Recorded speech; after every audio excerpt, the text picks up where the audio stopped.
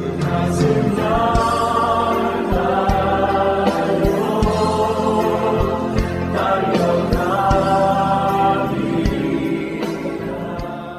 하나님 말씀 보시겠습니다.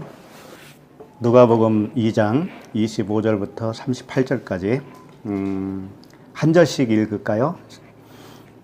예루살렘에 시므온이라 하는 사람이 있으니 이 사람은 의롭고 경건하여 이스라엘의 위로를 기다리는 자라. 성령이 그 위에 계시더라. 그가 그의 의를 보기 전에는 죽지 아니하리라 하는 성령의 지시를 받았더니 성령의 감동으로 성전에 들어가매 마침 부모가 율법의 관례대로 행하고자 하여 그 아기 예수를 데리고 오는지라. 시므온이 아기를 안고 하나님을 찬송하여 이르되 주제여 이제는 말씀하신 대로 종을 평안히 놓아 주시는도다. 내 눈이 주의 구원을 보았사오니 이는 만민 앞에 예비하신 것이요 이방을 비추는 빛이요 주의 백성 이스라엘의 영광이니이다 하니 그의 부모가 그에 대한 말들을 놀랍게 여기더라. 시므온이 그들에게 축복하고 그의 어머니 마리아에게 말하여 이르되 보라 이는 이스라엘 중 많은 사람을 패하거나 흥하게 하며 이방을 받는 표적이 되기 위하여 세움을 받았고 또 칼이 내 마음을 찌르듯 하리니 이는 여러 사람의 마음의 생각을 드러내려 함이니라 하더라. 또 아셀 지파 바누엘의 딸 안나라 하는 선지자가 있어 나이가 매우 많았더라. 그가 결혼한 후 7해 동안 남편과 함께 살다가 과부가 되고 84세가 되었더라. 이 사람이 성전을 떠나지 아니하고 주야로 금식하며 기도함으로 섬기더니 마침 이때에 나와서 하나님께 감사하고 예루살렘의 성령을 바라는 모든 사람에게 그에 대하여 말하니라. 아멘. 오늘 말씀 제목은 이방을 비추는 빛입니다. 이제 오늘 말씀 분량이 좀 길어서 다음 주까지 2번 나눠서 해야 될 것 같아요. 근데 공교롭게도 오늘 이 말씀 자체가 주인공이 두 사람이 나와요. 그래서 오늘은 그 첫째 주인공에 대해서 살펴보고 다음 주에는 두 번째. 그게 누굴까요? 시므온과 안나죠? 예. 그래요. 이 시므온과 안나를 등장해서 우리에게 복음을 가르쳐 주시는 말씀이에요. 그래서 일단은 전체 요약을 한번 해보도록 하겠습니다. 처음으로 다시 돌아가서 쭉 보면 이게 시므온을 통해서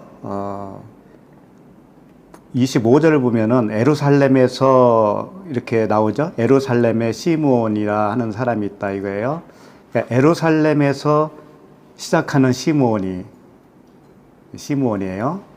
그래서 예루살렘에서 시작해서 어디로 들어가냐면은 성전으로 들어가는 거예요. 예루살렘에서 성전으로 들어가요. 그런데 안나는 이 안나 선지자죠. 선지자가 몇 절부터 나오죠? 36절이죠. 여기 보면은 아셀 지파 바누엘의 딸 안나. 안나는 벌써 선지자예요. 나이가 매우 많았더라. 이제 쭉 가면은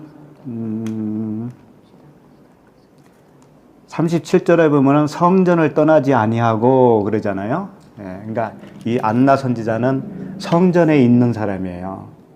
성전에서 출발을 하는 거예요.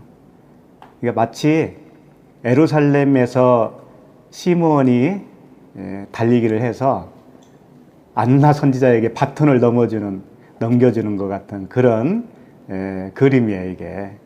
그래서 이 안나 선지자가 보면은 38절의 끝에 보면은 예루살렘의 속량을 바라는 모든 사람에게 그에 대하여 말하니라 그러잖아요. 그러니까 성경이 참 보면은 참 재밌어요. 하나님이 어떻게 이렇게 기록을 하셨을까. 그러니까 굉장히 의도적이에요. 성경 말씀이 전부 다 그렇습니다. 단어 하나하나마다 하나님이 다 그 뜻을 담고 의도성을 가지고 기록을 해 놓으셨어요. 그러니까 안나 선지자를 통해서 이제 그 시므온이 예루살렘에서부터 시작을 했는데 거꾸로 안나 선지자는 예루살렘으로 들어가는 거예요. 네, 그런 모습으로 끝나요. 예.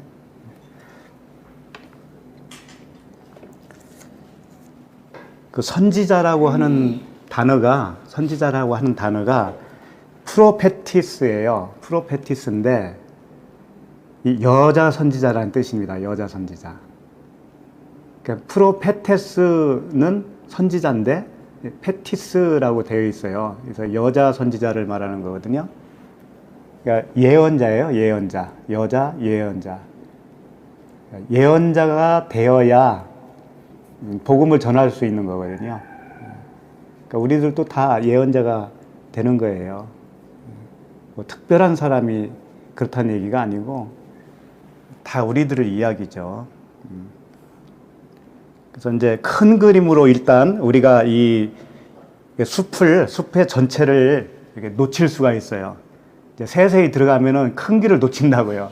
그래서 일단은 큰 그림으로 보고 그 다음에 세세하게 들어가더라도 좀 큰 것은 놓치지 않을 것 같아서 25절부터 다시 간략하게 설명해 드리겠습니다. 25절에 보면 예루살렘의 시므온이라 하는 사람이 있어요. 이 사람은 의롭고 경건하여 이스라엘의 위로를 기다리는 자라. 성령이 그 위에 계시더라. 시므온이라는 사람은 이제 좀 더 자세히 말씀드리겠지만 이 시므온이라고 하는 사람은 구원받기 굉장히 어려운 사람이에요. 시므온은. 그런데 주님의 은혜로 이제 눈이 떠진 사람이에요. 그래서 경건하고 의롭고 이런 단어들이 나오잖아요. 처음부터 그런 사람이 절대 아니잖아요. 그러니까 은혜를 받아서 의롭고 경건한 사람으로 변해가는 건데 이스라엘의 위로를 기다린다 이거예요. 그러니까 아직 그 위로를 받지는 못한 겁니다. 위로를 받기 위해서 출발을 하는 거예요. 근데 성령이 그 위에 가까이 계신다 그랬죠? 그 위에 계시다. 성령이 그 위에 계셔야 돼요? 어디에 계셔야 돼요? 안에 계셔야 되잖아요? 그러니까 지금 밖에 계신 거예요. 밖에서 출발하는 겁니다.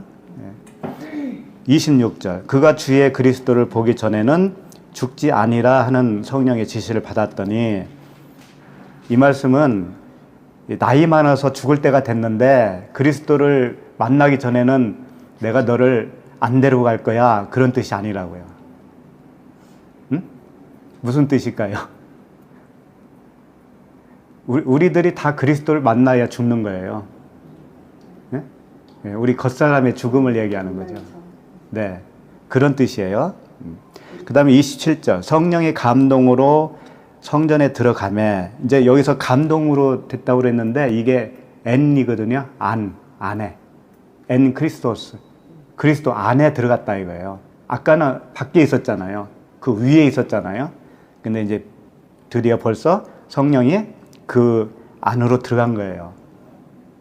그리스도가 시므온 안에, 시므온이 그리스도 안에 들어간 거예요. 그러니까 성전에 들어가매 이렇게 바로 표현이 되는 겁니다. 성전에 들어가니까 부모가 율법의 관례대로 행하고자 하여 그 아기 예수를 데리고 오는지라. 예수를 데리고 와서 성전에서 이제 만난 거죠.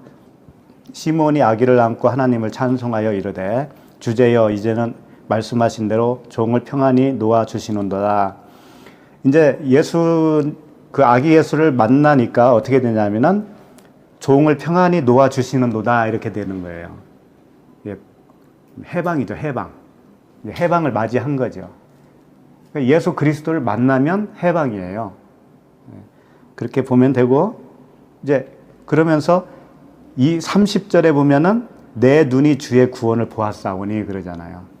눈이 구원을 봐야 되는 거예요. 우리도 그리스도를 본다고 하는 것은 우리의 마음의 눈으로 보게 되었다라는 뜻이잖아요. 안목의 정욕이 해결되는 거죠. 그리고 이제 그 시므온의 계속되는 고백이 나오죠. 이는 만민 앞에 예비하신 것이요 이방을 비추는 빛이요 주의 백성 이스라엘의 영광이니이다 하니 그랬습니다. 이방을 비추는 빛이 예수 그리스도라는 거죠. 근데 이방을 비춘다는 말을 들으면 좀 기분 나빠할 사람들이 있을 것 같은데 어느 분들이 기분 나쁠 것 같아요? 그렇죠. 본토에 있는 유대인들이죠. 이스라엘 사람들. 예. 근데 왜 그리스도를 이방에 비치는 빛이라고 표현을 할까요? 이것은 물론 이 나라의 이스라엘이라고 하는 나라, 그 백성들을 하나님의 백성이라고 선민으로 선택을 했죠. 그리고 나머지 나라들은 이방 나라로 이렇게 표현을 합니다. 그렇지만 영적 의미로는 전혀 달라요. 처음에 우리가 예수를 믿잖아요. 그럼 우리가 다 유대인이에요. 유대 교회에 다니는 거예요, 사실은. 우리가 유대인이에요. 근데 이방인이 되어야 되는 거예요.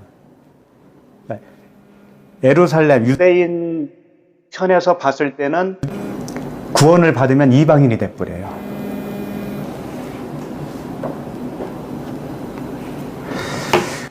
그런 의미예요. 그래서 좀 더 자세히 말씀드리겠지만, 그래서 이방인을 비추는 빛이에요. 우리도 거듭나면 이방인이 돼버려요. 이 세상에 대해서도 이방인이에요, 우리는. 그래서 나그네와 행인같이 산다고 그러잖아요.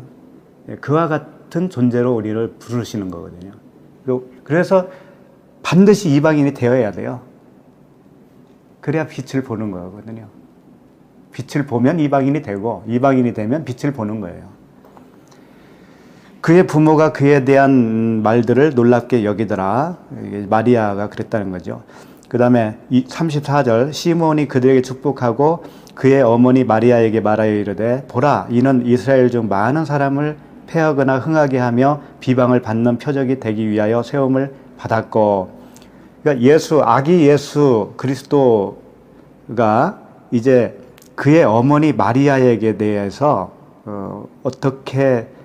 어떤 존재가 될 거냐 하면은,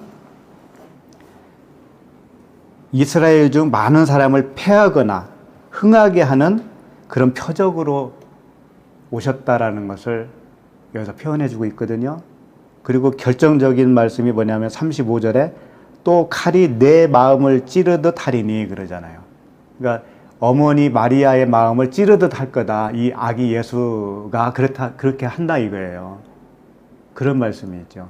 그러니까 그 마리아 어머니로서는 이런 말을 듣는 게 얼마나 큰 충격이겠어요. 그렇죠? 근데 우리도 마리아거든요. 그러니까 우리의 마음이 찔림을 당해야 되잖아요. 그 칼로 혼과 영과 쪼개지고 관절과 골수가 쪼개지고 나의 생각과 하나님의 뜻이 구분되어지는 그 칼로 찌름을 받겠다라고 하는 것을 여기서 예언의 말씀으로 주고 있는 거죠. 다 우리들 얘기예요. 우리들 얘기. 그리고 나서 이제 아셀 지파에 있는 파누엘의 딸 안나 이야기가 나오는 거예요. 이 안나라는 뜻은 뭐냐면은 은혜라는 뜻이에요. 은혜. 한나 있잖아요. 한나. 히브리어로 한나가 헬라어로 안나예요. 같은 건데 은혜다 이거예요. 그러니까 은혜 받은 이 선지자, 여선지자, 이 사람이 나이가 매우 많았더라. 그가 결혼한 후에 7해 동안 남편과 함께 살다가, 자, 7해 동안 남편과 살았다는 의미는 뭐예요? 그렇죠. 우물가 여인처럼 그 6 남편, 또 육체로 오신 예수님까지 몇 남편이에요? 7 남편이죠. 그러니까 7번째 남편을 만나는 순간에 정말 이제 과부가 되는 거예요. 가짜 남편들이 다 떠나가는 거예요. 근데 7번째 육체 예수까지도 떠나가야 되는 겁니다. 그래야 그리스도로 오는 거예요. 그래서 1일째부터 7일까지 그 언약, 7 언약의 기간을 이렇게 남편으로 표현하는 거예요. 그러니까 율법의 남편을 7해 동안 데리고 살다가 드디어 율법에서 벗어났어요. 그때부터 몇 년이라는 거예요? 예, 여기서 이제 과부가 되고 84세가 되었더라고 그랬는데 현재 나이가 84세가 되었다는 얘기가 아니에요. 과부가 된 지 84년이 되었더라 이렇게 돼야 되는 거예요. 예, 번역을 좀 이상하게 해놓은 거예요. 이게 사실은 100세가 넘었어요. 이 사람은 105세 정도 돼요. 14살에 결혼했으면 105세가 되고 15살에 결혼했으면 106세가 돼요. 이때가. 어쨌든 84라는 것도 의미가 있는 거죠. 자세히 볼 때 이제 보게 될 거고. 성전을 떠나지 아니하고 주야로 금식을 하며 기도했다라고 되어 있습니다. 성전에서 84년을 살면서 주야로 금식했대요. 밥은 언제 먹어요, 그럼? 주야로 금식했으니까 밥은 언제 먹으냐고. 이 금식은 무슨 금식일까요? 그렇죠. 그 육체, 우리로 말하면 육체의 생각, 육체의 사고 방식, 이런 것들로 인해서 떨어져 나온 상태예요. 이별된 상태, 땅에서 들림받은 상태, 그게 금식이에요. 그게 율법 금식. 육신의 생각으로 살지 않는 그런 상황을 이렇게 표현하는 거죠. 그렇게 하다가 마침 이때에 나와서 그랬으니까 이때가 언제냐면 아기 예수가 성전으로 이제 마리아를 통해서 왔잖아요. 그때 하나님께 감사하고 예루살렘의 속량을 바라는 모든 사람에게 그에 대하여 말하니라. 이 사람은 성전이 되었어요. 빛이 된 사람이에요. 그러니까 에루살렘이라고 하는 것은 표면적 유대인을 말하는 거예요. 에루살렘도 두 가지가 있습니다. 하나는 표면적, 이 땅에 있는 에루살렘이 있고 위에 있는 새 에루살렘이 있죠.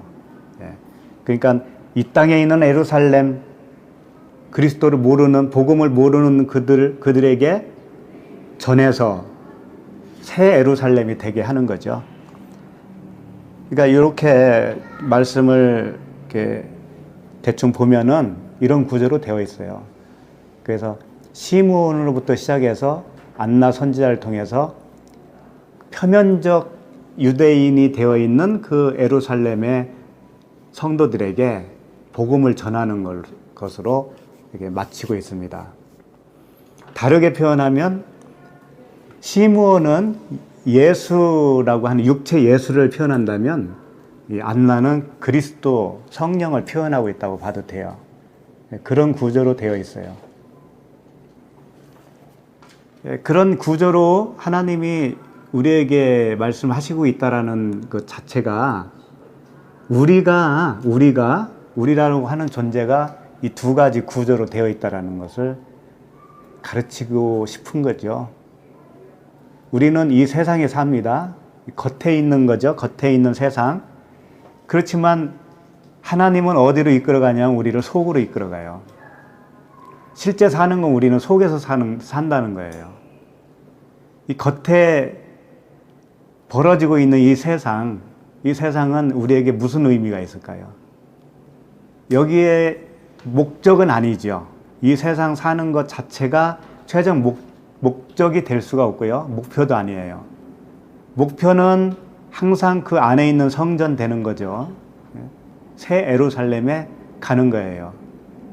우리는 겉에 있는 예루살렘에서 시작을 하지만 위에 있는 새 예루살렘 성도로 부름을 받은 거예요.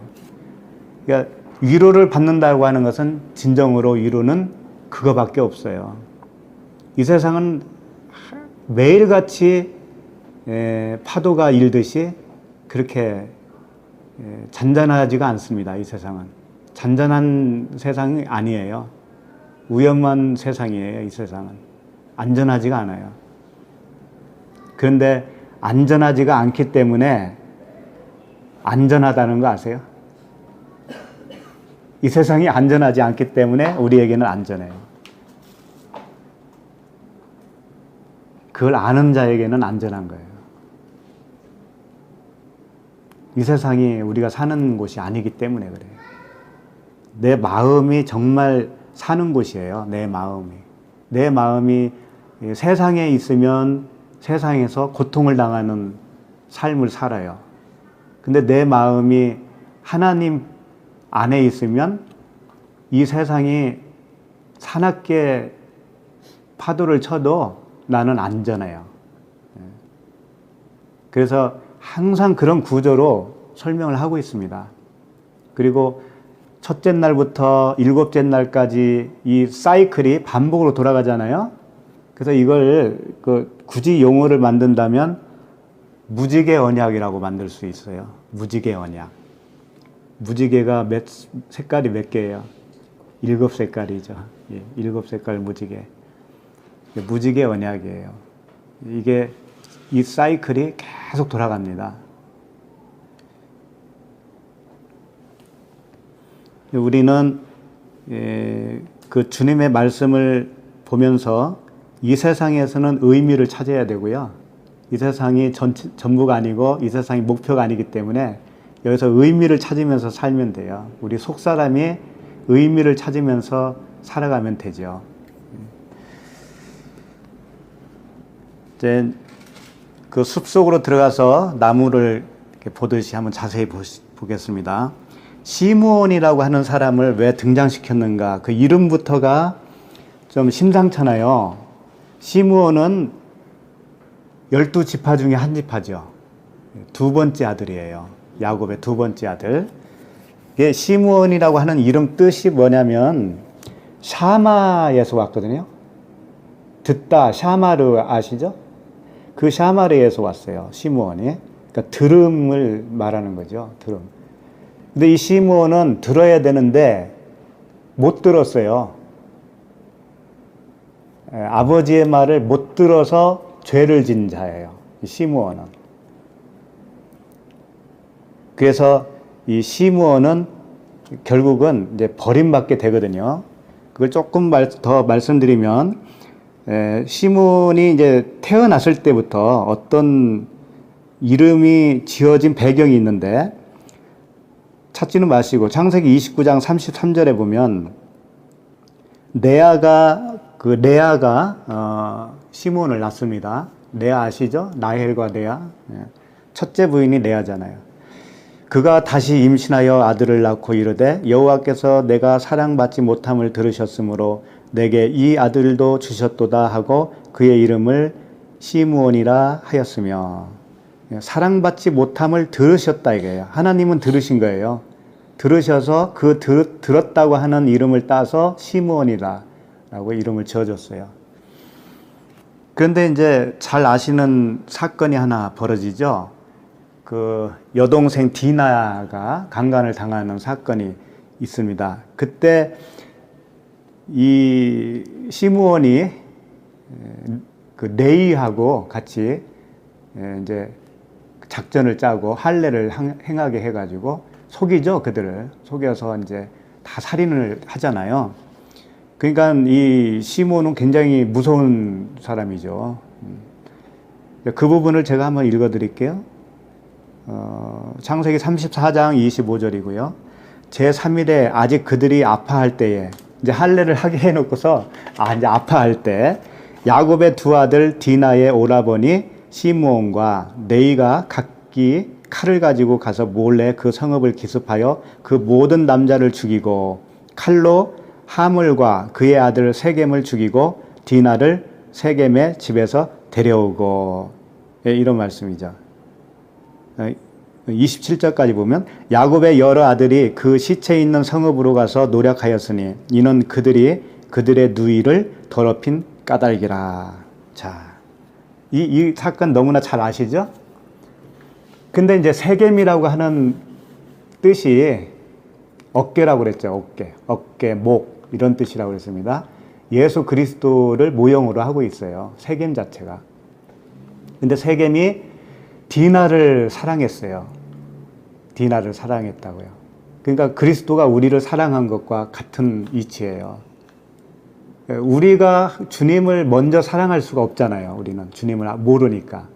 너희가 먼저 나를 사랑한 것이 아니오 내가 너희를 사랑했다. 먼저 사랑했다. 그러니까 디나는 세겜 추장을 사랑할 수가 없는데 세겜은 디나를 먼저 사랑한 거잖아요. 그래서 디나를 그 사랑의 그 행동으로 옮긴 거죠. 그랬는데 이게 주님의 복음이었어요. 이 사건 자체가. 근데 그것을 못 들으면 어떻게 돼요? 못 들으니까 시므온처럼 행동을 하게 되잖아요. 그겁니다. 그러니까 시므온은 율법 자체이면서 율법 아래에 있는 사람의 전형적인 모습이에요. 우리도 그 복음을 못 들었을 때는 어떻게 했냐면 다 선악으로 판단했던 사람들이잖아요. 그렇죠? 이 세상 돌아가는 모든 사건도 그래요. 그리고 이 디나 사건을 볼 때 현대판으로 봤을 때도 역시 시므온처럼 생각할 수밖에 없잖아요. 그리고 성경을 볼 때 다 그런 식으로밖에 못 봐요. 그게 복음을 볼 수 있는 눈이 없다는 증거고 들을 귀가 없다는 증거예요. 그러니까 시므온은 지금 하나님이 왜 여기서 등장을 시키냐면은 시므온이 원래 그런 것이고 너희들이 다 시므온이다 이거예요. 하나님이 알려주시는 복음을 복음으로 받아들이지를 못하는 우리의 모습. 그거예요. 그게 육신의 정욕이라고 그래요. 그걸 하나님께 나아가지 못하는 걸 육신의 정욕. 내 판단이 있기 때문에, 내 기준이 있기 때문에. 그래서 그런데 이제 시므온과 레위가 뭘 하냐면은 속이지요. 속였어요. 세겜을. 속이니까는 어떻게 속였냐면은 할례를 하면 디나를 주겠다. 그런 조건이었단 말이에요. 그러니까 율법, 할례는 뭐예요? 율법이죠. 그러니까 마치 이런 거예요. 이 율법을 내가 주는데 이걸 잘 너희들이 행하면 복을 줄게. 라는 거하고 똑같은 거예요. 그렇잖아요. 어? 내가 제안하는 할례를 너희들이 다 하면은 디나도 주고 너희들이 우리 이제 한 가족이 되고 물품도 서로 교환하고 이렇게 잘 먹고 잘 살자. 사이좋게 살자. 이게 얼마나 좋은 제안이었어요. 그걸 덜컥 받아들였잖아요. 받아들이는 것도 우리들의 모습이에요. 그래서 로마서에는 이런 말씀을 하고 있습니다. 로마서 7장 11절에 보면은 죄가 기회를 타서 계명으로 말미암아 나를 속이고 그것으로 나를 죽였는지라. 세겜이 죽었잖아요. 속임을 받고 죽었잖아요. 이 말씀이라고 이게. 그러니까 죄가 기회를 탔다는 건 뭐냐면 우리 자신이 죄인이잖아요. 그러니까는 그 계명은 이제 계명이 뭐예요? 명령이잖아요. 명령. 너 할례를 해라. 그러면 내가 디나를 신부로 줄게. 이게 계명이란 말이에요. 이게 율법이란 말이에요. 그럼 죄인 된 나는 그걸 덜커덕 받아들인단 말이에요. 그러면 그 계명이 나를 속인 거지. 그 율법이 나를 속인 거잖아요. 그래서 속이고 나를 죽였잖아요. 그게 할례를 행했더니 칼로 죽였잖아요. 그와 같은 거예요. 똑같은 이치예요. 그래서 율법은 우리를 속이고 들어오는 거예요. 왜 속이고 들어오냐면은 사실 속인 게 아닌데 내가 속는 거예요. 왜? 내가 죄인이기 때문에. 그 율법의 진의를 알아보지를 못하기 때문에 덜커덕 속는 거예요. 우리가 죄인이기 때문에.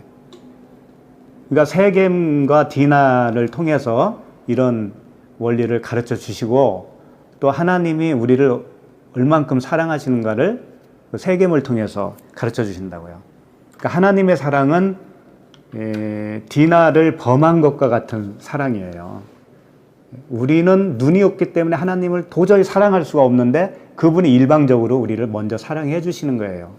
그걸 다만 강간처럼 보여주는 것 뿐이죠. 그러니까 그 로마서 7장 11절에서 죄가 기회를 타서 계명으로 말미암아 나를 속이고 그것으로 나를 죽였는지라. 이로 보건대 율법은 거룩하고 계명도 거룩하고 의로우며 선하도다. 율법이 거룩하고 계명도 거룩한데 왜 그럴까요? 나를 죽여야 되기 때문에 그래요. 나를 죽여야, 내가 죽어야 완성이 되어지고 다시 살아날 수가 있거든요. 그러니까 죽지 않으면 안 된다는 것을 말씀하고 있는 거예요. 그래서 율법의 기능, 죄를 깨닫게 하는 그 기능, 예, 그걸로 인해서 우리가 죽는 겁니다. 그게 십자가의 죽음이에요. 그리스도가 율법에 의해서 죽으셨잖아요. 그와 같이 우리도 율법에 의해서 죽어야 되는 거죠. 그래서 시므온, 이게 굉장히 큰 의미를 담고 있습니다. 그리고 야곱이 그 12아들을 다 모아놓고 이제 죽기 전에 마지막에 이렇게 축복하는 그 장면이 있습니다. 거기서 이제 12제자들을 다 축복을 해요. 거기서 시므온에 대해서는 어떻게 하고 있냐면은 창세기 49장 5절 말씀인데요. 읽어드리면, 시므온과 레이는 형제요, 그들의 칼은 폭력의 도구로다. 그들의 칼은 폭력의 도구래요. 죽이는 거란 말이죠. 이게 율법이 아닙니까? 율법. 그렇죠? 근데 시므온과 레이는 왜 형제라고 했을까요? 세겜 추장을 이 레이하고 시므온하고 합작으로 죽였잖아요. 예. 그러니까 율법의 대표 주자로 지금 이 두 지파를 들어서 설명하고 있는 거예요.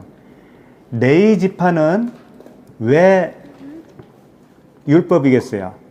그러니까 뭐 희생 제물을 계속 죽여서 드리잖아요. 그게 율법의 대명사죠. 근데 시므온은 그 세겜 추장을 죽인 아주 그 폭력의 도구를 가진 칼이란 말이에요. 그런 의미를 말하고 있는데, 계속 읽어볼게요. 49장, 창세기 49장 6절 보면, 내 호나 그들의 모의에 상관하지 말지어다. 이게 무슨 얘기냐면, 그들이 그렇게 죽일지라도 거기에 상관하지 말아라. 내 영광아 그들의 집회에 참여하지 말지어다. 그 율법 안에서 나와야 될 문제지, 율법에서 계속 머물지 말라, 그런 얘기예요. 그들이 그들의 분노대로 사람을 죽이고 그들의 혈기대로 소의 발목 힘줄을 끊었음이로다. 그 노여움이 혹독하니 저주를 받을 것이요 분기가 맹렬하니 저주를 받을 것이라. 내가 그들을 야곱 중에서 나누며 이스라엘 중에서 흩으리로다. 실질적으로 이 말씀이 이루어졌어요. 그래서 어떻게 이루어졌냐면은, 레이 지파는 나중에 이스라엘 그 땅에 들어가면, 가나안 땅에 들어가면 분깃을 받아야 안 받아요? 안 받죠. 레위 지파는 각 지파별로 다 흩어져서 섬기는 역할을 합니다. 근데 시므온 지파는 어떻게 됐을까요? 시므온 지파는 아예 없어졌어요. 그래서 그 가나안 땅에서 분깃을 받을 시므온 지파가 아예 없어요. 빠져요. 예, 거기서 빠져버려요. 그래서 어디로 들어가냐면 유다 지파로 들어가 버려요. 유다 지파로 그냥 흡수가 돼 버려요. 그게 무슨 의미냐면, 여기에도 의미가 있어요. 시므온 율법이 복음으로 드러나면 그냥 하나예요. 그게 하나. 그 자체가 하나가 돼요. 그러니까 유다 지파는 복음, 진리잖아요. 예수 그리스도의. 그러니까 아까 그 창세기에서도 이런 말씀을 끝을 맺어요. 그 49장 8절 읽어드릴게요. 유다야, 너는 내 형제의 찬송이 될지라. 내 손이 내 원수의 목을 잡을 것이요 내 아버지의 아들들이 내 앞에 절하리로다. 그러니까 유다야, 너는 내 형제의 찬송이 된다 라고 하는 거죠. 그러니까 시므온이 유다 지파에 흡수가 됐다라는 건 뭐냐면, 시므온 지파로서 그 역할이 끝나면 유다 지파가 되는 거예요. 예수님의 그 사역이 끝나면 그게 그리스도가 되는 거잖아요. 우리가 처음 첫사람, 첫 아담이죠. 우리가 겉사람, 옛사람이 죽으면 새 사람이 되잖아요. 그런 원리라고. 시몬이 죽으면 유다 지파가 되는 것처럼 똑같은 거예요. 그럼 레위 지파는 어떻게 되냐면, 레위 지파도 분깃을 못 받았는데 자기가 이 희생 제물을 갖다가 계속 드렸는데, 그 제물이 자기가 죽어야 할 것으로 깨닫게 되는 제사장이 있다면 그 사람은 이제 유다 지파가 되는 거예요. 자기를 드려야 돼, 자기를. 근데 자기를 드리지를 않거든요. 그냥 동물만 잡아 드릴 뿐이지. 그래서 로마서 12장 1절에 너희 몸을 거룩한 산 제물로 드리라고 그러잖아요. 그래야 유다 지파가 되는 거예요. 우리가 처음에는 시므온 지파요, 레위 지파였는데 나를 드리게 되면 그게 곧 유다 지파의 흡수가 돼요. 그럼 그리스도의 계보에 들어간다 이거예요. 그래서 실제로 시므온 지파는 유다 지파의 흡수가 돼서 그 다음에 나타나지가 않아요. 나타나지 않는데 오늘 본문에 그 시므온이 느닷없이 나온 거예요. 그래서 시므온을 주님이 등장시키는 겁니다. 이 시므온이 신분이 죽어야 된다는 거예요. 첫 번째 그 신분이 죽어서 두 번째 빛이 돼야 된다라고 하는 것을 가르쳐 주는 거죠. 그래서 시므온은 이런 것과 같은 거예요. 우리가 창세기 1장 2절에 보면 혼돈과 공허와 흑암이라고 표현되고 있잖아요. 이게 시므온이고 다 우리들이었단 말이죠. 근데 혼돈이 뭐냐면 토후예요. 토후.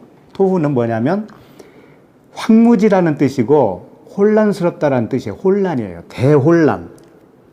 혼돈은 대혼란을 얘기하는 거예요. 혼란스럽기 때문에 주님을 못 만나요. 혼란스럽기 때문에 주님을 못 보거든요. 그 상태로 우리가 다 출발한다는 거예요.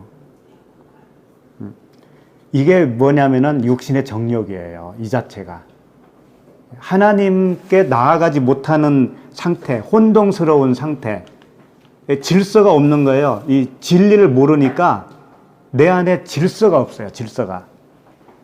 그게 혼돈이고요. 그 다음에 공허 있잖아요. 공허. 공허는 이제 보후라고 하는데 보후. 텅 비었다라는 뜻이에요. 공허가 텅 비었다라는 뜻이잖아요. 왜 텅 비은 거냐면은 못 보기 때문에. 못 보고 못 듣고 못 보면은 정보가 내 안에 들어올 수 있어요, 없어요? 없잖아요. 그래서 비어 있다라는 거예요. 그러니까 어떤 정보가 못 들어오냐면은 하나님에 대한 정보가 못 들어오는 거예요. 못 보고 못 들으면 내 안에 하나님이 들어올 수가 없는 거예요. 그래서 그걸 안목의 정욕이라고 하는 겁니다. 예? 눈이 없는 거예요, 눈이. 육신의 눈만 있는 거예요. 그 다음에 흑암이라고 하는 것은 호세크인데 이게 죽음, 사망을 얘기하는 거거든요. 어둠, 죽음, 사망. 내가 사망이고 죽음인데 내가 죽었다라는 사실을 모르면 어떻게 되냐면 그게 모든 사람들이잖아요. 죽어 있는데 살았다고 살고 있잖아요. 그러면 무엇으로 사냐면 자기 생각으로 사는 거예요. 자기 생각으로. 그러면 그걸 이생의 자랑이라고 그래요. 자기 생각으로 사는 것 자체가 이생의 자랑이에요. 그러니까 시므온은 그런 상태라는 거예요. 이 세 가지를 표현할 수가 있어요. 그리고 모든 사람이 다 그렇습니다. 이제 여기서 시작을 하는 거예요. 다시 누가복음 2장 25절에 보면 이 사람은 의롭고 경건하여 라고 되어 있습니다. 예루살렘에 시므온이라 하는 사람이 있으니 이 사람은 의롭고 경건하다. 예루살렘은 아까도 말씀드렸죠. 표면적인 예루살렘이에요. 이 땅의 예루살렘. 새 예루살렘이 아니고 첫 번째 예루살렘. 그러니까 여기서부터 나와야 구원입니다. 근데 이제 나오기 시작을 하는 거예요. 시므온은. 그래서 이 사람은 의롭고 경건해요. 의롭고 경건해. 의롭고 경건하다는 게 어떤 상태일 거라고 생각하세요? 의롭다. 의롭다. 의롭다라는 것은 다른 말로 말하면 옳다라는 개념이거든요. 옳다. 그러니까 옳은 것이 뭔지를 안 거예요. 시므온이.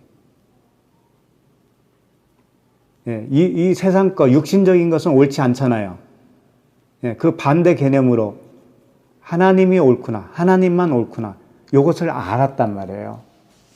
그리고 경건하다고 하는 것은 뭘까요? 경건은.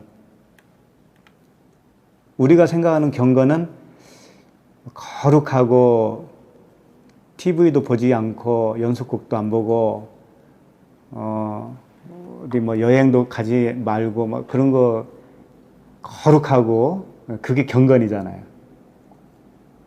성경책을 읽어도 누워서 읽지 않고 똑바로 앉아서 읽는다든가 기도를 해도 그냥 하지 않고 무릎을 꿇고 한다든가 그런 거. 네.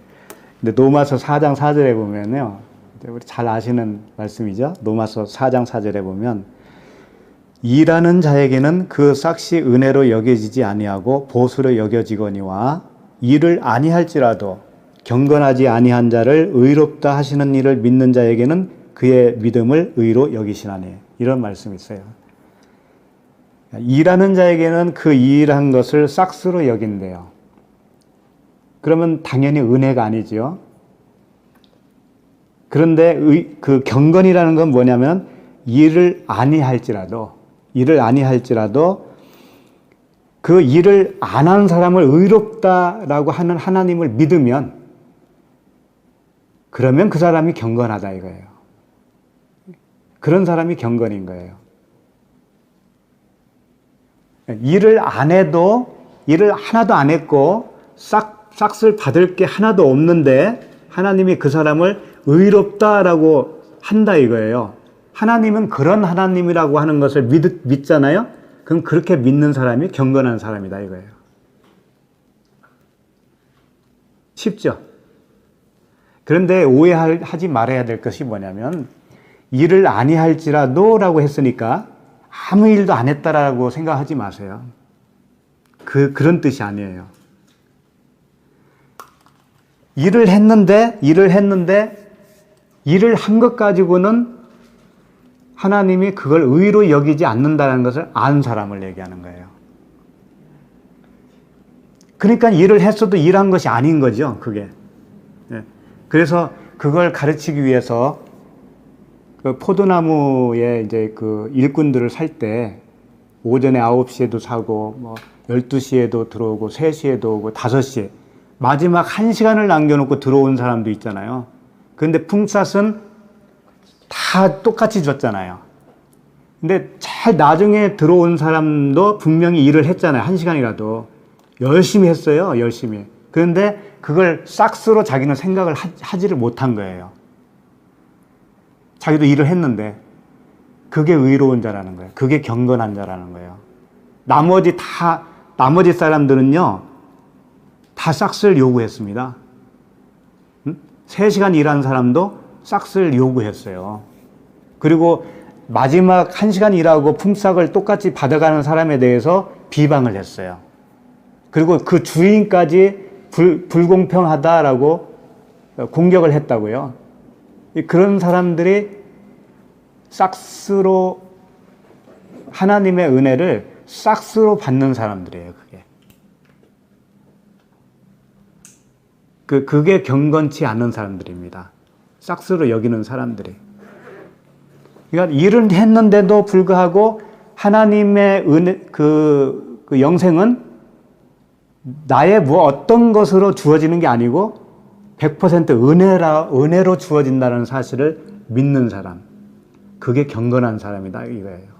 시므온이 그렇게 알게 되었다라는 거예요. 시므온이. 그런 상태의 사람이에요. 시므온이. 근데 여기 또 말씀을 보시면 이스라엘의 위로를 기다리는 자라 그랬잖아요. 시므온이 이스라엘의 위로를 기다리는 자라. 그러니까 이 시대적인 배경을 보면은 로마가 이제 식민지로 삼았잖아요. 이스라엘을. 그래서 이스라엘 백성들은 로마에서 해방되는 것이 위로를 받는 거였거든요. 그래서 그 당시 막 열심당원 이런 사람들이 생기잖아요. 로마의 반기 들다가 체포돼서 사형당하는 사람들 수도 없이 많았고, 우리 일제 36년과 비슷한 그런 상황이었죠. 그렇지만 시몬에게 있어서는 이스라엘의 위로는 그런 위로를 보면 안 돼요. 그런 위로로 보면 안 돼요. 이스라엘이 누굽니까? 야곱이잖아요, 야곱. 예? 이스라엘이 야곱이죠. 그럼 야곱이 위로를 어떻게 받았던가요? 그걸 잘 생각해 보시면 알잖아요.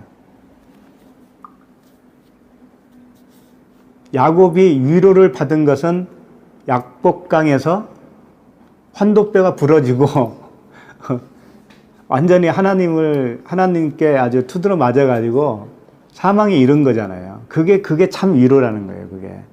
그러니까 시므온은 자기도 그와 같은 위로를 받기를 원하고 있는 거죠, 지금. 예. 쉽게 말하면 나를 십자가에서 죽여 주십시오 라고 하는 거예요. 그게 위로거든요. 그게 참된 위로입니다. 그거밖에는 없어요. 하나님이 우리에게 위로해 주시는 방법은. 그래서 위로라고 하는 것은 이 곁으로 부름을 받다라는 뜻을 가지고 있는 파라클레시스라는 단어로 사용됐어요. 위로, 파라클레시스. 이건 뭐냐면 에클레시아하고 똑같은 거예요. 부르심을 받잖아요. 그럼 그게 위로예요. 그게 하나님께 위로를 받는 길은 뭐냐면 부르심을 받는 거죠. 어디로 부르심을 받을까요? 십자가로. 우리를 일단 십자가로 부름을 받아요. 거기서 죄를 다 처리하시고 그리고 주님의 그 한량없는 은혜를 부어주시는 거죠. 그러니까 오늘 이 말씀을 잘 보시면은 25절을 잘 보시면 예루살렘에 있는 시므온이 이제 주님의 은혜를 받고 의롭고 경건함이 뭔지를 알아요. 의롭고 경건하다라고 하는 이 하나님의 인정을 받을 수 있는 자가 되었어요. 그런데 아직은 이스라엘의 위로를 기다리는 자예요.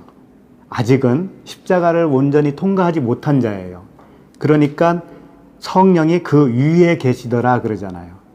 성령이 그 안에 계신 상태가 아니고 아직은 밖에 계신 상태예요. 이제 여기에서 시작을 하는 거죠. 그래서 26절로 가보겠습니다. 26절. 그가 주의 그리스도를 보기 전에는 죽지 아니하리라 하는 성령의 지시를 받았더니, 아까도 말씀드렸지만 이 죽는다는 단어가 다나토스거든요. 그러니까 그리스도를 보기 전에는 다나토스의 그 십자가 죽음을 얻지 못한다. 참된 위로를 받을 수 없다라는 뜻이에요. 그리스도를 보기 전에는 참된 위로가 없다. 참된 평화가 없다. 그런 뜻이에요. 우리 모두에게 해당되는 말씀입니다. 우리는 반드시 이걸 통과하셔야 돼요. 아프지만 통과해야 됩니다. 그래서 예수 그리스도, 그 예수 안에 있는 그리스도, 예수를 통해 그리스도를 알면, 그 예수가 그리스도라는 것을 알면, 우리가 보고 있는 이 활자로 된 성경 말씀, 이 노고스 성경 말씀 안에 있는 하나님의 사랑을 발견하면, 그러면 그 사랑의 감전이 되는 겁니다, 우리가. 그래서 죽는 거예요. 내 생각이 죽는 거예요. 그래서 하나님 생각으로 살아가지게 되는 겁니다. 그게 십자가예요. 그거밖에는 우리가 위로를 받을 길이 없어요. 이 세상에서 아무리 부족함이 없이 살아도요, 참된 위로는 없습니다.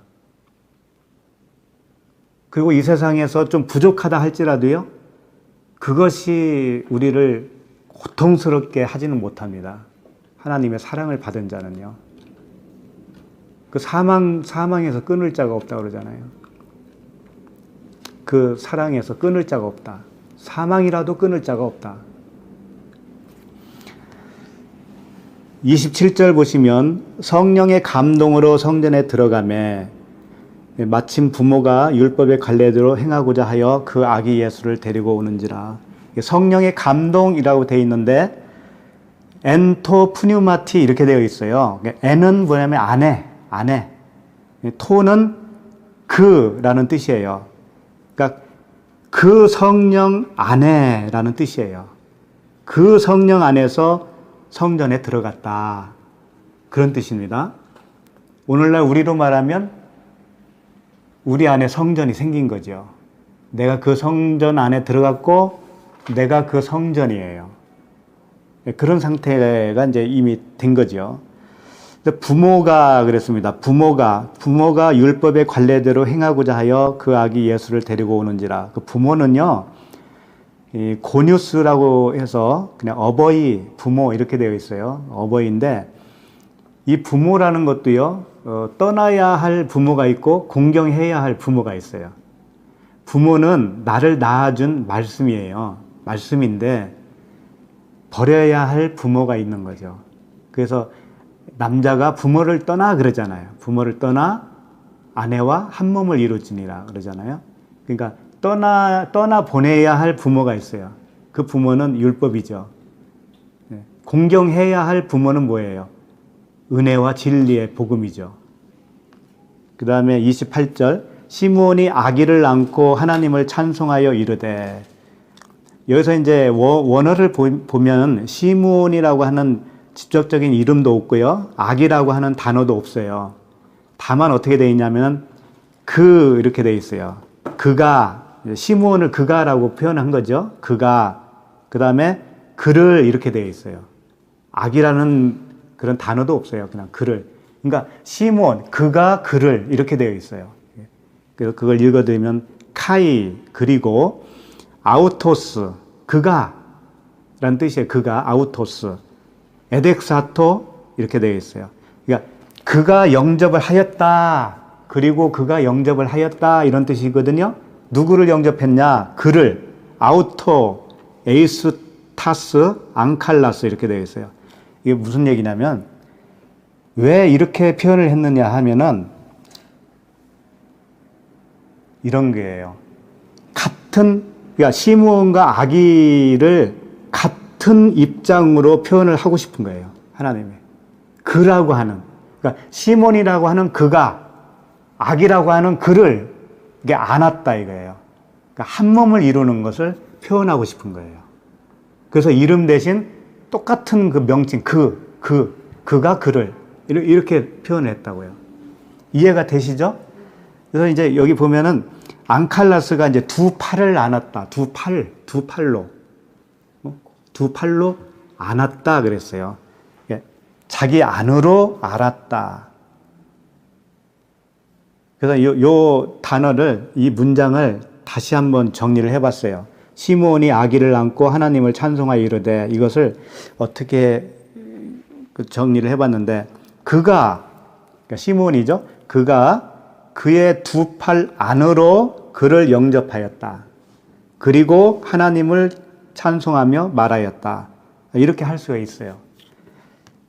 근데 이제 왜 팔로 안고 자기 안으로 안았다 뭐 이런 뜻이 내포되어 있냐면은, 우리말에도 팔이 어디로 굽는다고 그래요? 안으로 굽는다고 그러죠. 팔이 안으로 굽는다는 의미는 뭐예요? 같은 편이고, 같은 존재, 같은 가족이다, 그런 뜻이죠. 자기 아내에 대해서는 팔이 안으로 굽는다, 이렇게 표현할 수가 있고. 그러니까 이 두 팔로 아기를 안아서 자기 안으로 안았다, 이렇게 되어 있어요. 자기 안으로. 팔이 안으로 굽잖아요. 발을. 그러면 그게 무슨 뜻이냐면, 이 아기 예수와 시므온은 하나다. 하나로 내가 영접을 했다라는 거예요. 하나로 연합을 해서 아기 예수로, 육체 예수로 죽고 그리스도로 부활한다라는 의미를 이렇게 하나가 되었다라고 하는 거예요. 하나가 되었다. 그러니까 찬송한다고 그러잖아요. 바로 나오잖아요. 하나님을 찬송했다라고 하는 것은 뭐냐면 부활했다, 그런 뜻이에요. 그러니까 아기 예수와 하나가 된 순간 죽고, 그 죽음이 바로 또 부활로 이어지는 거예요. 찬송했다. 이 찬송했다라고, 찬송이 율로게오라는 뜻이에요. 로고스로 복음을 말한다는 뜻이에요. 겉에 있는 이 로고스 활자 말씀을 보고 그 안에 있는 그 복음으로 말을 할 수 있는 상태, 그게 부활한 상태라 이거예요. 그게 이제 시므온이 그런 존재로 지금 되어진 겁니다. 29절에 보시면 바로 이제 주제여 나오죠. 주제여. 그리스도와 함께 연합해서 십자가를 통과한 사람은 고백이 어떤 고백이 나오냐면 주제여라고 하는 고백이 나와요. 그럼 주제여가 뭘까요? 주제. 주제는 뭐냐면 주인과 종의 관계를 설명하는 단어예요. 주인과 종의 관계. 그러니까 그 하나님과 함께 살아난 자가 고백할 수 있는 게 또 하나의 고백이 뭐냐면 당신은 나의 주님이고 나는 당신의 종입니다. 라는 거예요. 왜 그럴까요? 그 뜻은 종이라고 하는 것은 특색이 그렇잖아요. 자기의 뜻이 없잖아요. 종은 자기의 뜻이 없고요.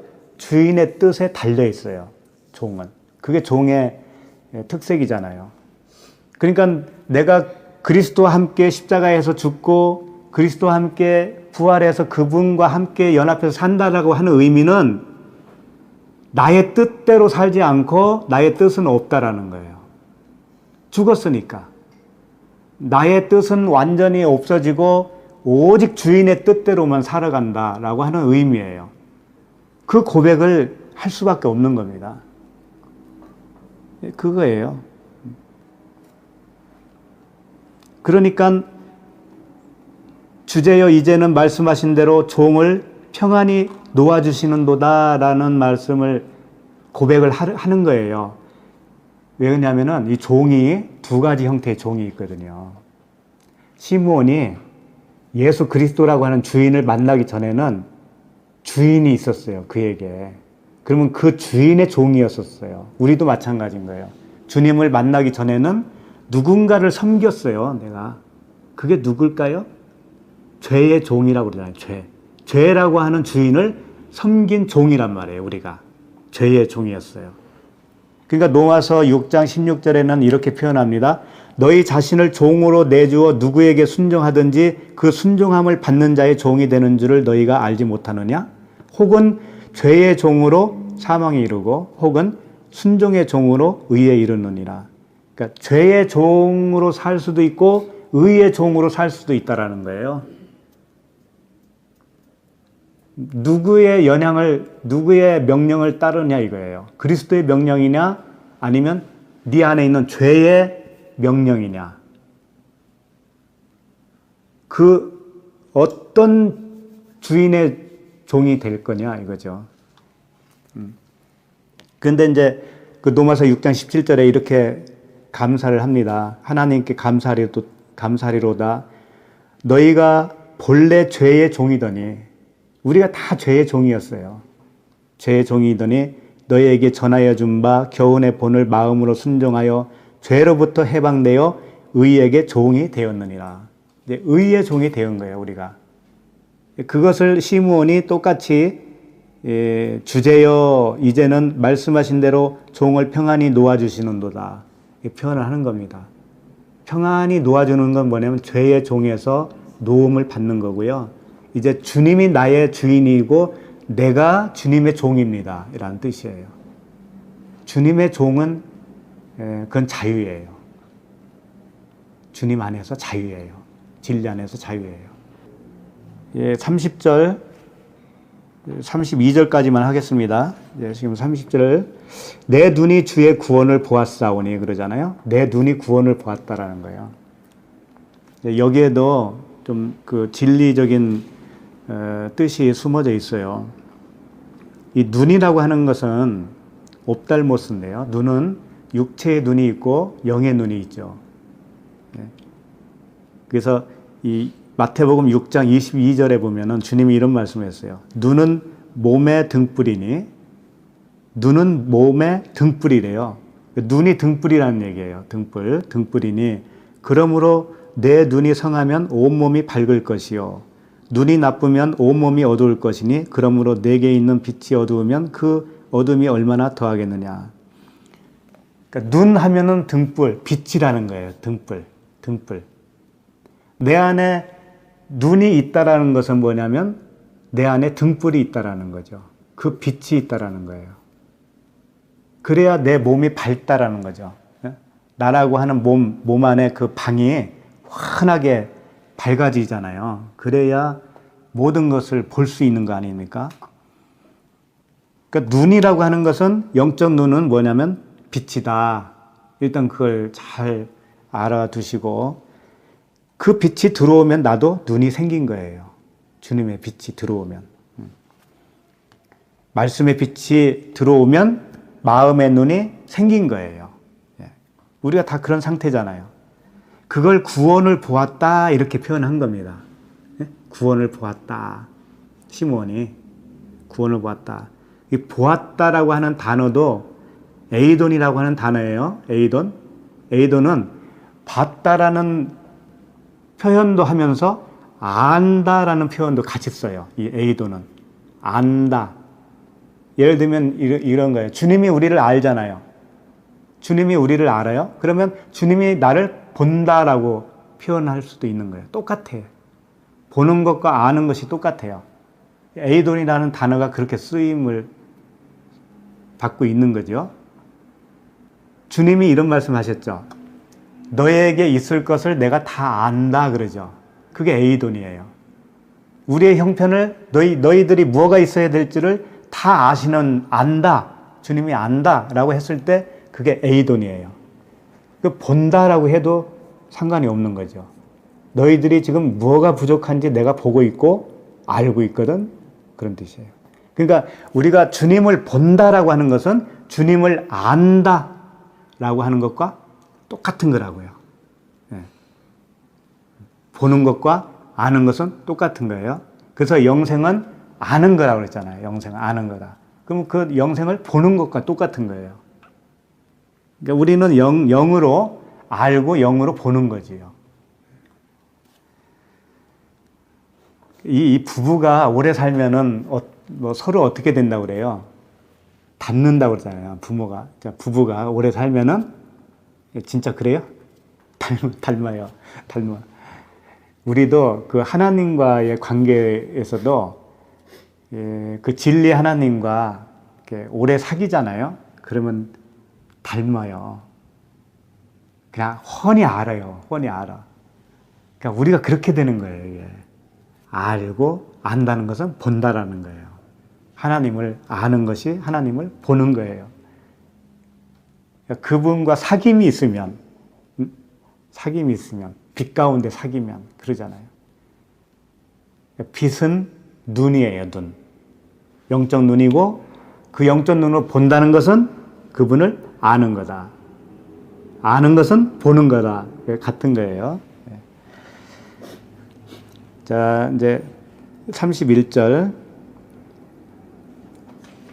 이는 만민 앞에 예비하신 것이요. 32절. 이방을 비추는 빛이요. 주의 백성 이스라엘의 영광이니이다. 여기까지인데요.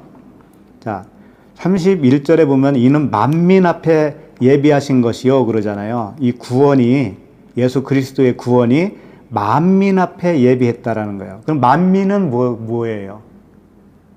만민은 모든 지구상에 있는 모든 사람이라고 일단은 생각이 되어지잖아요. 근데 여기서는 좀 달라요. 원어를 보면 어떻게 되어 있냐면은 나오스 이렇게 되어 있어요. 그러니까 나오스가 백성이에요. 그러니까 모든 백성이라는 뜻이기는 한데 호가 붙어요. 라오스. 이건 뭐냐면 그 백성이라는 뜻이에요. 그 백성. 그러니까 모든 그 백성 이렇게 되는 거예요.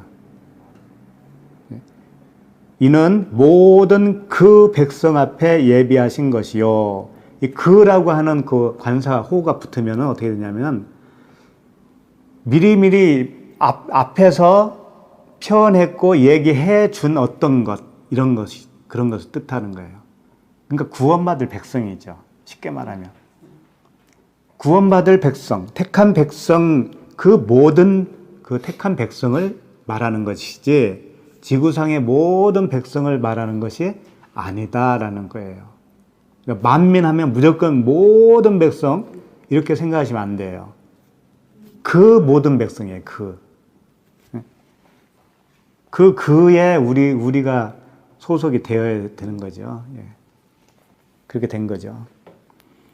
그래서 그 다음에 나오는 말씀이 이방을 비추는 빛이요 이렇게 표현하잖아요. 지구상의 모든 만민이라면은 이 말씀을 할 필요가 없잖아요. 예. 그러니까 그 백성, 택한 그 백성 곧 이방을 비추는 빛이다 라고 하는 거죠. 이방은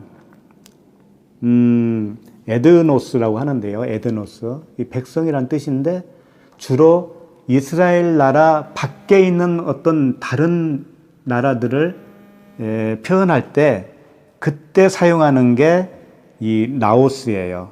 에드노스. 이방인.